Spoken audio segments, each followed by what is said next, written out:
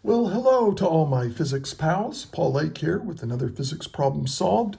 We're going to do a very straightforward kinematics problem. We're going to find the acceleration and find other things as well, given initial velocity, time, and the displacement of an object.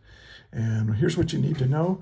Here's what we're practicing anyway. We're going to practice using the kinematic equations for constant acceleration. Let's read the problem. It says an object moving with a uniform acceleration, that means a constant acceleration, has a velocity of 12 centimeters, we're using centimeters per second in the positive x direction when its x coordinate is 3 centimeters.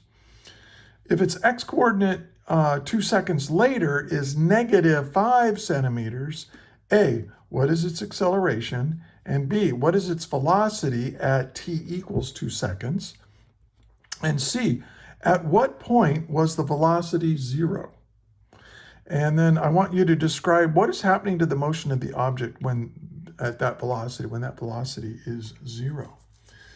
Okay, so what I suggest you do right now, pause the video, try to work this problem yourself. It's good practice, and then hit play to check your work with mine. Great way to study. Great way to study. And this is kind of a classic kinematics type problem. You'll see something like this on a test for sure. All right, so let's set it up. Let's write down what's given. Now, I'd like to try to draw a sketch of the problem beforehand, and I've got, reading this problem, I know the object is on an x-axis. It starts at 3 centimeters and it ends at 5 centimeters. So I'm going to go ahead and draw an x-axis, and this is in centimeters rather than meters, which was what we usually do. And we have more negative than positive, so I'm going to put the origin right about here. And I'll say 1, 2, 3. So 1, 2, 3. And I'll just place the object right here and say the object is located at 3 centimeters. And this is the position of the object when time equals 0. So we'll put a little subscript there. X sub 0 equals 3 centimeters. Okay, and then you go 1, 2, 3, 4, 5, negative 5. And here's the object at the end. Okay, and so this is x final. Now, you can call it x final if you want. There's nothing wrong with that. But sometimes if we call our initial position x sub 0, sometimes we call that x naught. Naught is a fancy British word for 0. But x naught is 3, so this is x final. We could just leave it like this, or you can call it x final if you want to. If you want to, you can call this x initial. Doesn't really matter. But they're probably going to use this. And this is equal to, well, it's equal to negative 5 centimeters. Now, here's what's kind of interesting about this problem. It has an initial velocity of 12 centimeters per second. So, and that's positive, so it's moving like this. And so this is the initial velocity, v naught. And the velocity when we started our clock here, and that's 12.0 centimeters per second. But you see, it ends up here, doesn't it? So it was moving this way, and then in 2 seconds later, it's right here. Oh, so one thing we can do is we can, instead of just calling this x, I can call this x at 2 seconds equals negative 5 centimeters. So I just wrote it 3 different ways, I guess. Okay, but that's what's going on. And since it was going like this and then it had to get pushed back, it probably has a final velocity, like in this direction. We don't know what that is. That's one of the things we're trying to find. And so this is what's given. And now what are we trying to find? We are trying to find, and one thing also we know that I didn't write down, I'm going to do that. A is a constant. Now, why do I write that down explicitly? Because that means I can use the kinematic equations, okay, which I'll go over here in just a second. Now, what are we trying to find? Well, for part A, we want to know what is that acceleration, that constant acceleration. For part B, what is its velocity at 2 seconds? So we want the velocity at 2 seconds. And then for part C, what is the position when the velocity is 0? That's interesting. So we want x. Where are we on this number line when v equals 0? And then for part D, we want to know, describe what is happening to the motion of the object when v equals 0. So describe motion at v equals 0. Okay, so when I work a physics problem, I usually don't copy this down like from the textbook or from the computer, wherever you're getting your problems from. But I do this. Like if I was taking a test, I would do this, even though it takes time. But when you set up the problem nicely like this, it'll actually allow you to solve the problem much more quickly. All right, so let's solve it. Now, before I solve it, I want to review the kinematic equations with you.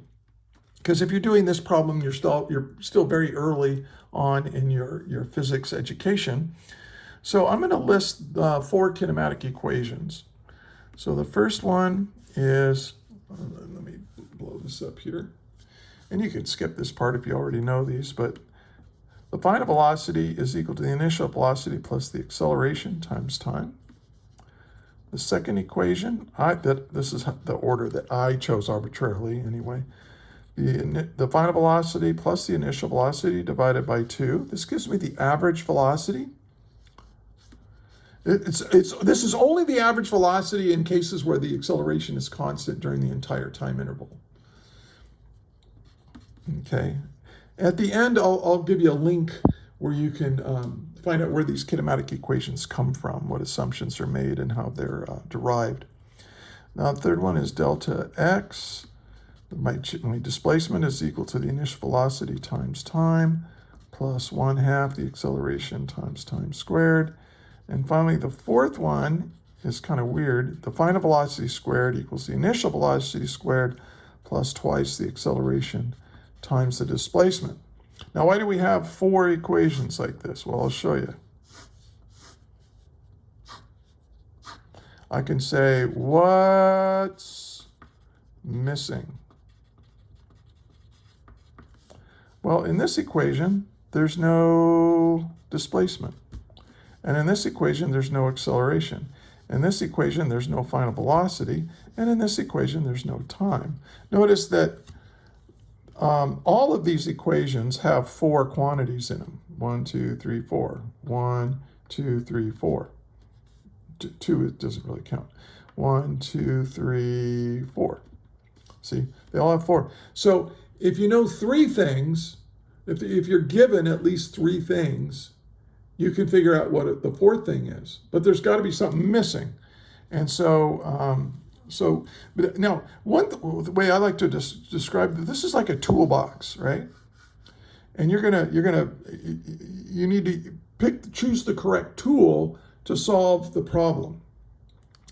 And so, as we go through these problems, I'll show you how I use this list to solve the problem. And if your teacher lets you use an equation list or something like this, I highly recommend you write this down and see if he or she allows you to write something like this. That's what I did for my students when I was teaching before I retired. All right. Now, okay, so let's get to it for part A. Now, I want acceleration, right?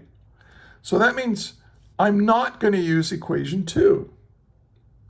Because equation 2 doesn't even have acceleration in it. So, that serves no use. Now, but acceleration is in these 3. So I have to choose between these 3. I'm shopping for an equation here that's appropriate.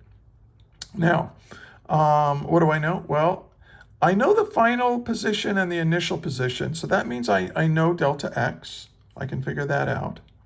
I know time is 2 seconds. And I know the initial velocity. and I'm trying to find acceleration. So I think what we're going to do notice what I don't know. I don't know the final velocity, and I'm not trying to find it. At least not yet, not in part A. Part B, we're trying to find final velocity, but in part A, I'm not trying to find final velocity. So final velocity is missing. I'm not trying to find it, and it's not given. So that means use the third equation. Whatever's missing from your problem, that's the equation you use. So I'm going to say, all right, well, this is my displacement is equal to v naught times time plus 1/2 the acceleration times time squared. Okay, now let's take a look and say, what do I know? Do I know time? Yes, it's 2 seconds. Do I know the acceleration? No, but that's what I'm trying to find. So sometimes I'll put a little arrow. Hey, this is what I'm trying to find. Do I know the initial velocity? Yes, it's 12 centimeters per second, so I know it. Do I know the displacement? No, that wasn't given. So in order to use this equation to solve for acceleration, I have to figure out what delta x is. But I know what delta x. The equation for it is it's the final velocity, or final position minus the initial position. In this case, the final position is -5. I'll put centimeters, right? And what is my initial position? Where was it when time equals 0? You can also put x minus x naught if you want. Oh, it was 3 centimeters. So this means that my displacement is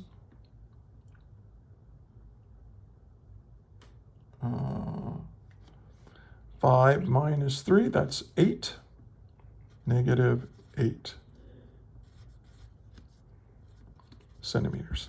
Okay. So now I know what my displacement is, so I can put a little check mark there. And now I'm going to solve this for acceleration. And now I'm going to, just to save space, I'm going to kind of do a lot of algebra steps in one step. But if you need to, just use paper and write it out. So I'm just going to say, hey, acceleration equals, well, if I solve for that, well, I have delta x on this side, so I got to get rid of v naught t. So it's going to be delta x minus v naught t, right? So I got rid of this. That's over there. So, but now, to get the acceleration all by itself, I got to get rid of this 1/2. That means I'm going to multiply both sides of the equation by 2. But I have to multiply everything by 2. That's why I put the parentheses there. And then I have to divide by the time squared. And there we go. And now we've got everything set up, and I can plug in my values. I'll just put the 2 on the other side. So this is 2 times delta x, which is -8 centimeters, minus the initial velocity was 12 centimeters per second, times time, which is 2 seconds. And then we're going to, we already put that 2 over there, and then we're going to divide this by time squared. So that's going to be 2 seconds squared. All right, so this is, what is this? This is -8 minus, now this is -24, right? So this is going to be 2 times -24 divided by 4. Or you can say, okay, this is 2 squared, so that'll cancel with the 2, so it's 24 divided by 2. Oh, no, not 24. This is -8 minus 24, so it's going to be -32. Let's just use a calculator. And that's good anyway. So -8 minus, right? And then I'll put this in parentheses, 12 times 2 equals, yeah, and that's negative 32. And then, and I always keep my calculator in scientific notation. And then I'm going to multiply times 2. And then this is 4 on the bottom, right? 2 squared is 4. So divided by 4, and I get 16. But I don't get 16. I get negative 16.0 centimeters per second. And there's my answer. Okay. It's funny, I always have trouble with the arithmetic part more than the the algebra part. Anyway, that's okay. Laugh at me all you want. All right, so for part B, what is its velocity at 2 seconds? Well, let's see if we can figure out what the velocity is without using the acceleration. Because what if I made a mistake calculating the acceleration? So I want to use the equation where acceleration is missing. So I'm going to use this one. So this is going to be the displacement is equal to final velocity plus the initial velocity divided by 2 times time. Because I know what delta x is now. I'm trying to find the final velocity. I know what the initial velocity is, and I know what the time is. So I'm going to do the same thing I did last time. I'm going to do it all in one step. I'm going to solve for this. So what do I have? I got to say, okay, velocity is equal to, well, take this 2 and multiply it by delta x, and then divide by t, time. Okay, so I got rid of that. And then I have to subtract v naught from both sides, the initial velocity. So this will get me my final velocity. All right, well, let's hope it does. Let's see. This is going to be 2, and this is going to be negative 8.00 centimeters, and then divided by 2 seconds. So that's negative 8 centimeters, right? Because these 2's cancel, but it's centimeters per second. Minus 12.0 centimeters per second. And what does that give me? Negative 8 centimeters minus 12 centimeters, that's negative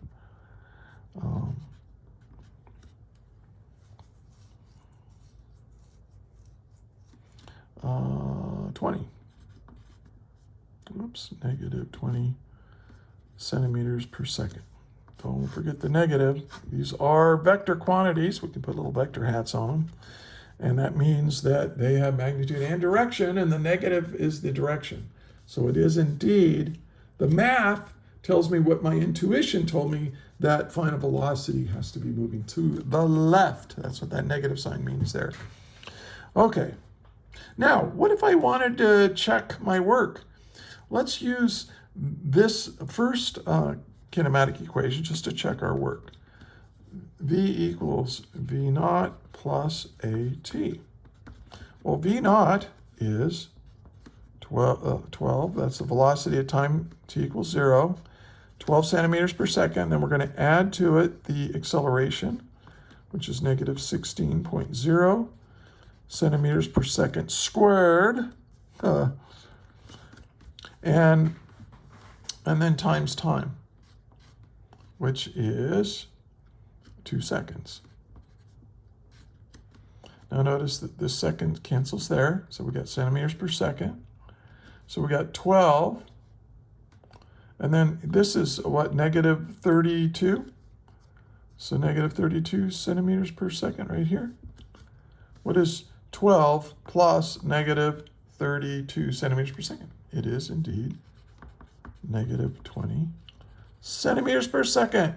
Yay. So since this is consistent with these two answers, I can be pretty confident that these answers are correct.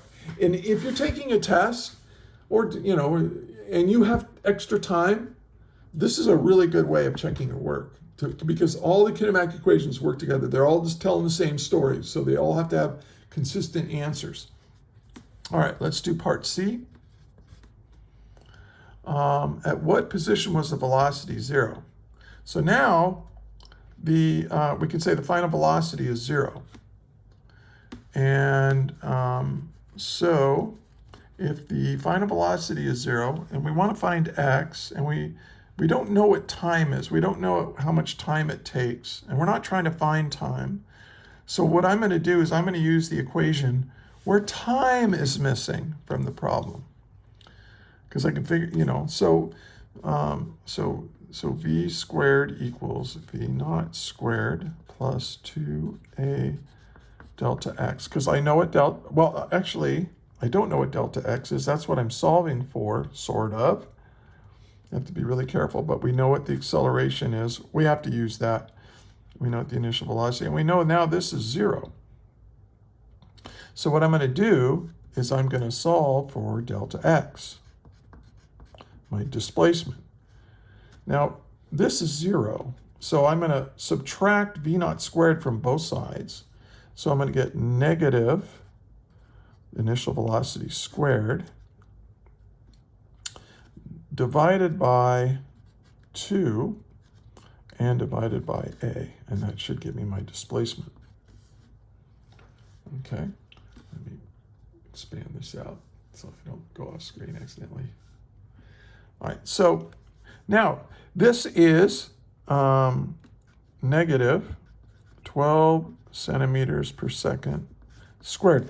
Some students will accidentally get rid of this negative because they think, oh, we're squaring this. But no, the initial velocity is positive. We've just subtracted it to the other side. So that negative remains. So this is going to be like negative 144, right? Okay. And then we're going to divide that by 2. And then we're going to divide it by the acceleration, which I know to be negative 16.0 centimeters per second squared. And let's check our units now. Seconds squared cancels seconds squared. We have centimeters squared, cancel centimeters. So there we go. We have we get centimeters at the end, which is what we want. Okay, so now let's plug that in. So this is going to, and notice the negative here cancels with the negative here. So we're going to get a positive answer. So that's going to be, let me show you here on my calculator. So I've got 12 squared equals divided by 2 and divided by 16. And I get 4.5 centimeters. Now, again, I canceled out that negative, so don't accidentally put it back in. Now, is this my answer? Is this what it wants? And you can get fooled on these questions. It says you could put a box around this, or you could enter it on your computer answer, and it would be marked wrong. Why is it wrong? It's wrong because let's look at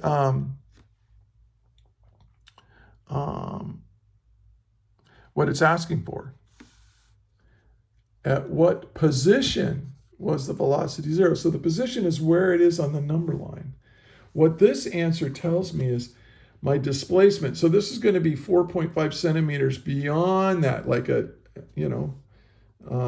so that's going to be at what, at 7.5 centimeters. Let's go ahead and formally do it, because displacement is the final position minus the initial position. And so the final position will be the displacement plus the initial position. So this is the displacement we just calculated to be 4.5 centimeters plus the initial position, which is 3 centimeters. And so that gives me 7.5. So the position where the velocity is 0 is 7.50 centimeters, 3 significant figures. I get kind of sloppy when I write it down in here, but overall it's 3. Okay. Hope that makes sense to you. The difference between position and displacement. Really important idea. All right. Now finally, part D. What is happening to the motion here? So let's think about this. The object was moving this way, but the acceleration is negative, so it slowed it down, slowed it down, slowed it down until it got to 7.5, and then it speeds up, speeds up, speeds up, speeds up. So what's happening over here when that velocity is 0? The object is changing the direction of its motion. So that's what I'm going to write down. The object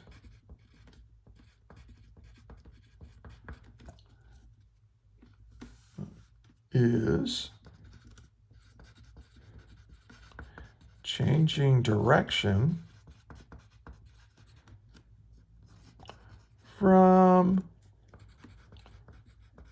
moving to the right or positive direction to moving to the left or the negative direction. Okay. And so this is really interesting. Notice that even though the velocity is 0 when x equals 7.5 centimeters, it's only 0 for an instant in time. Just before that instant in time, it's moving in a positive direction, and just after, it's moving in a negative direction. I was thinking about adding that to the problem. At what time does this change in direction take place? But this problem is already too long enough. And I don't like to make the problems too long. Hey, if this was helpful for you, be helpful to me. Please like the video. That helps other students find it. If you're a physics student, please subscribe to my channel. If you're a physics teacher, please use my materials. And I'm going to try and put a link at the end of this video, which is right now, up there so that you can click on a lecture where I describe where these kinematic equations come from. So I hope you'll find that helpful. And there's also links to other resources in the description. So, hey, thank you for studying physics, and thank you for watching my video. And hey, until the next one, may the net force be with you always. That is all.